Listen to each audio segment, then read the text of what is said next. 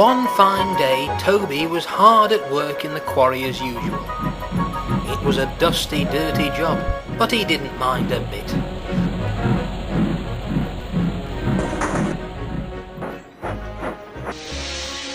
Suddenly, as Toby was moving into a siding, his driver spotted a large slab of rock that had landed on the line. He braked hard, but Toby hit it with a dull... Poor Toby was well and truly derailed. "Oh, what a start to the day," Toby groaned. "That can't have done my cowcatcher much good." "Not to mention you've damaged your brakes from stopping so quickly," sighed the fireman. "This'll mean a trip to the works, I'm afraid." Later, the fat controller spoke to Percy and Thomas. "Due to Toby's incident," he said, "I'm bringing a new diesel called Dennis to help for a while. Please, show him what's what." "Yes, sir," puffed the engines, although secretly they were rather worried, for they knew diesels could be troublesome.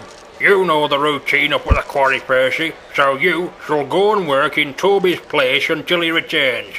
Dennis will take care of your jobs." "I won't let you down, sir," said Percy. Early the next morning, Thomas was on his way to the water tower when he saw an unfamiliar grey diesel.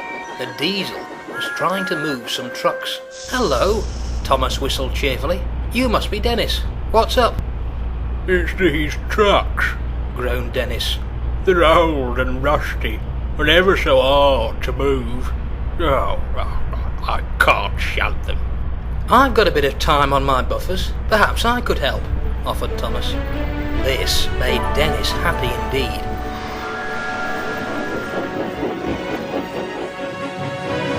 He watched as Thomas bustled about the yard, marshalling the trucks into order. "There, all done," called Thomas at last. "Oh, thanks, Thomas. That's great," oiled Dennis. "Well, you'll manage now, I expect, and I really must be off. Good luck." Thomas was soon enjoying a nice long drink. He was glad of it, after shunting all those awkward heavy trucks. "It's nearly time for your first branch line train," said the driver. "We'd best be going."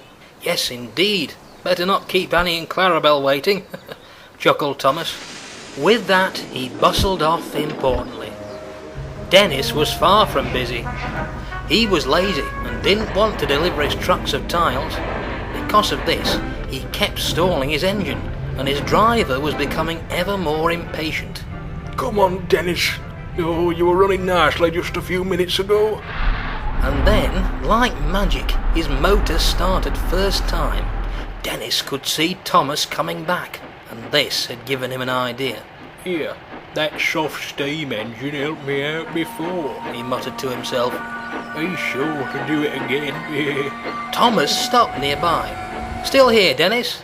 "Yeah," replied the diesel meekly. "I don't know how to get to the building site." Dennis's driver admitted he was unsure of the route. "I still think we could manage, though," he said to Dennis. "We'll gladly show you the way if you'd like. It'd be no bother," said Thomas kindly. Thomas's driver agreed.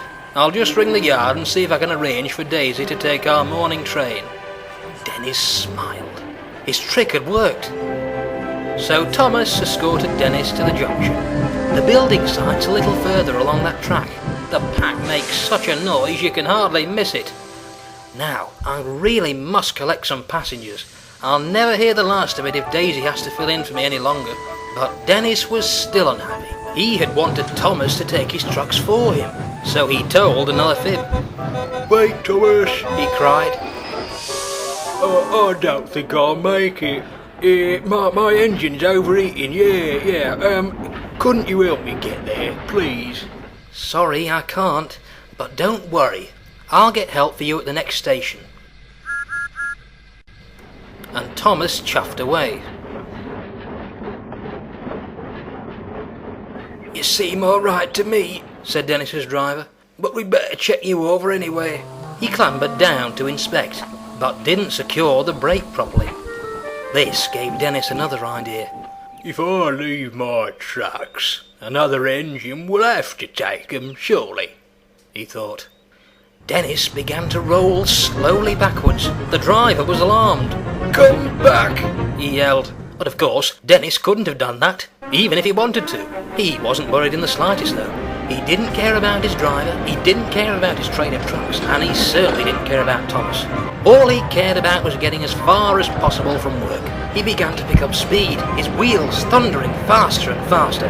Dennis was out of control. He skidded off the rails into a muddy field.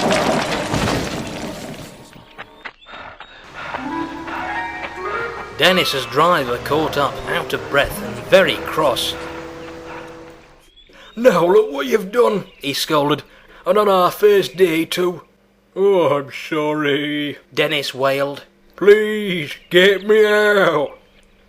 Before we do anything else, I'm having a quick smoke to steady my nerves, so you can jolly well sit tight. Dennis's driver had failed to notice something crucial. Now they really were in trouble.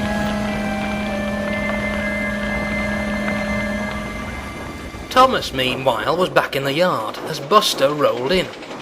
"Hey, where have our chiles got to?" he quizzed. "That new diesel should be bringing them," Thomas replied. "I showed him which way to go myself." "Odd," said Buster.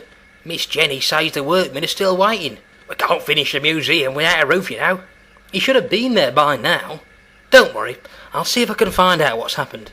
"Thanks, Thomas. I would joke about the railways being slow, but I'm really in no position to," chuckled Buster. "There's someone in a hurry anyway," remarked Thomas's driver.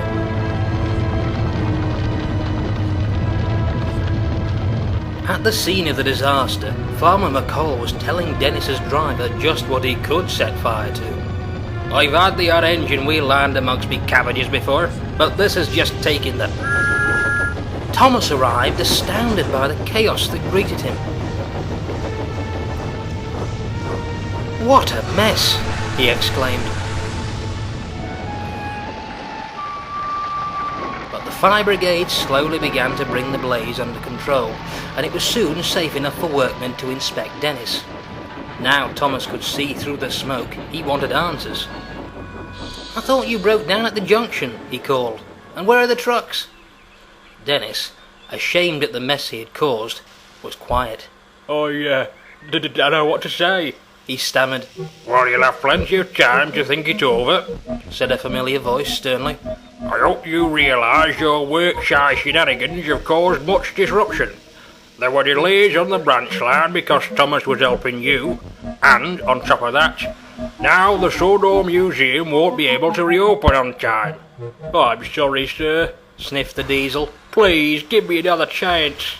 The Fat Controller shook his head.